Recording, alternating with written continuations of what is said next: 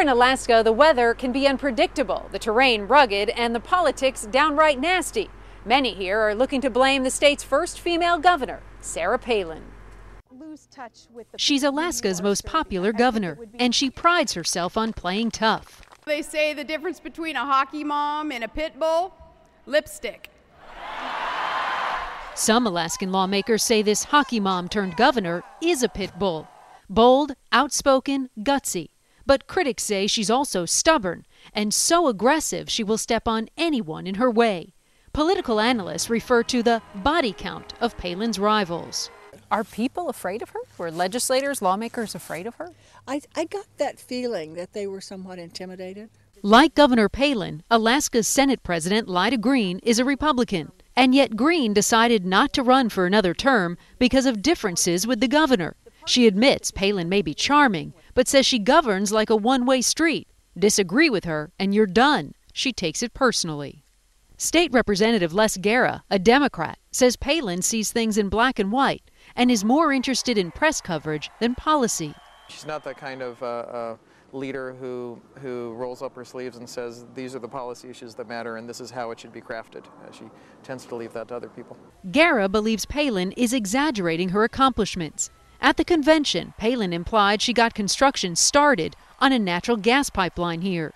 We began a nearly $40 billion natural gas pipeline to help lead America to energy independence. In fact, the pipeline has been approved, but won't be built until maybe 2018, if ever. Many here do credit Palin for shaking up the entrenched old boys network and for taking on leaders of her own party over abuse of power.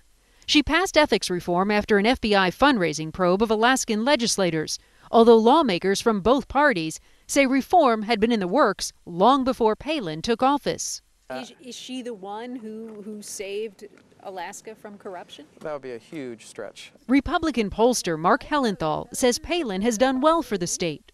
She's a beacon of ethics, a symbol of ethics in an atmosphere of corruption. She symbolizes hope that our elected officials aren't all on the take. Which may explain her rock star rating. Sarah Palin's poll numbers are the highest Alaskans have ever seen, nearly 80%, proving nearly 2 years into her term, the honeymoon is far from over. Pollsters say it's because she took on the oil industry and revamped the tax code, bringing billions of dollars to Alaska. The self-proclaimed fiscal conservative is putting money back in Alaskans' pockets. Rich in oil and gas, Alaska is benefiting from the rise in energy prices and enjoying a $5 billion surplus. So Palin is giving $1,200 back to every resident to help with rising fuel and heating costs. And she's taking on big oil, increasing taxes on oil companies by more than $1 billion. Up here, from a public perspective, she deserves the nickname Saint Sarah. But does she? Palin is under an ethics investigation. Did she abuse power by firing the state's public safety commissioner after he refused to dismiss her former brother-in-law, a state trooper she accused of threatening her family? And where did she really stand on the infamous Bridge to Nowhere, a $330 million project, a symbol of Alaska's dependence on federal handouts? I told the Congress, thanks but no thanks for that bridge to nowhere. If our state wanted to build a bridge, we would build it ourselves. She takes credit for having killed the Bridge to Nowhere project. Is that fair? That was after she supported it in her campaign. And Green says even though the bridge project was canceled, the federal money was not, but directed to other Alaska projects. Come Election Day, how much will her record matter? Well, here in Alaska, many predict voters will choose style over substance. Does her style do well among Alaskans? She's a blunt, no-nonsense person, and that does incredibly well up here.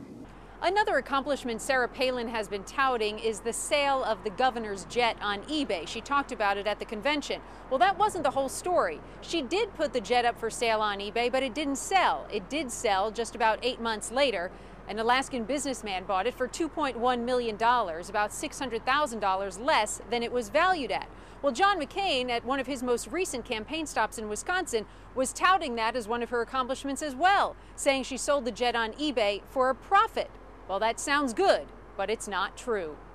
Randy Kay, CNN, Anchorage, Alaska.